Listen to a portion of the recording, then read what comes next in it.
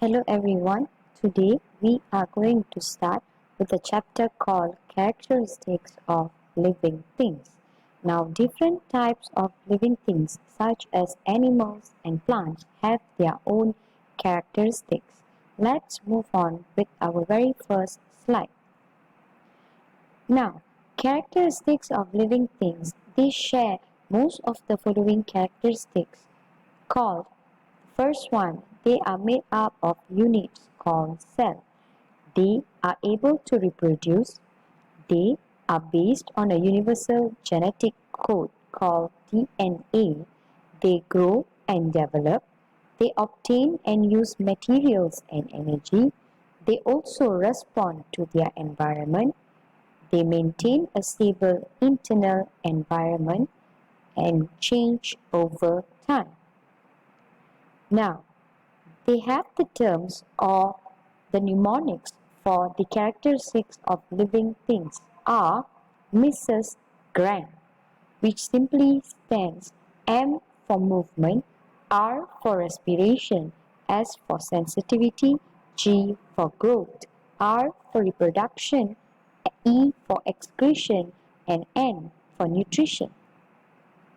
Now, the big ideas in biology is that they have the cellular basis of life.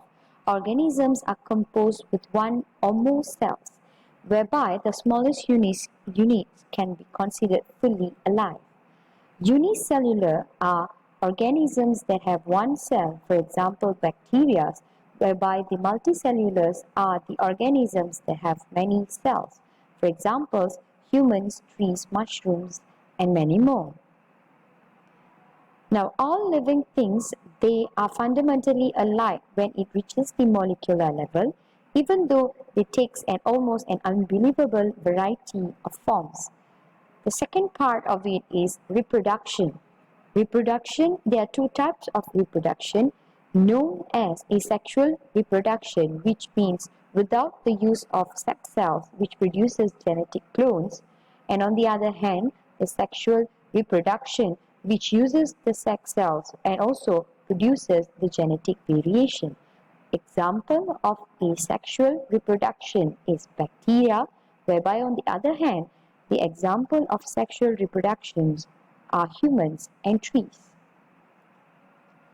These are few pictures on how the growth and development happen in human beings.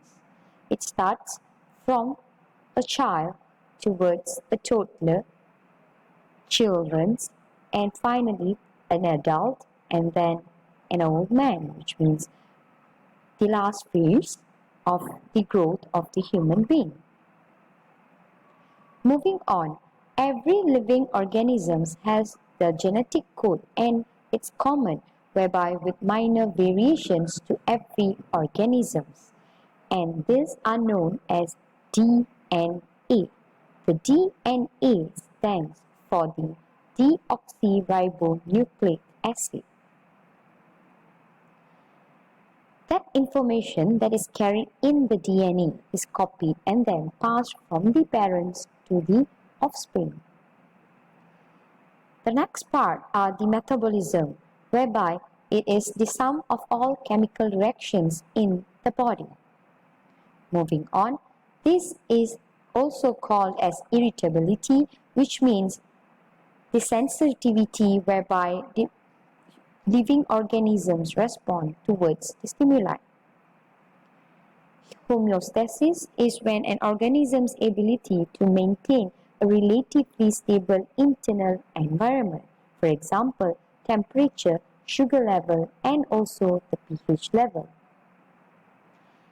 These are the levels of organization whereby the smallest functional unit of life builds up with cells and it moves into tissues, organs, system, and finally a complete organism.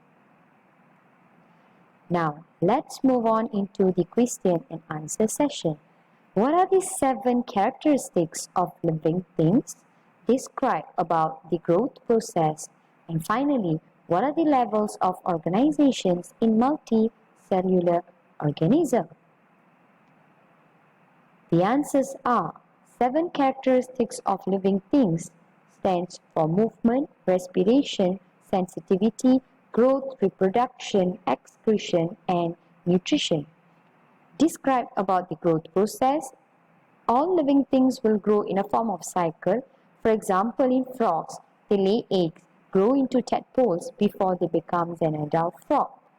What are the levels of organization in multicellular organism? It starts from the smallest unit called cells into tissue. Tissue forms organ, few organs form system, and finally few systems forms a complete organism. That's all for now. Thank you everyone.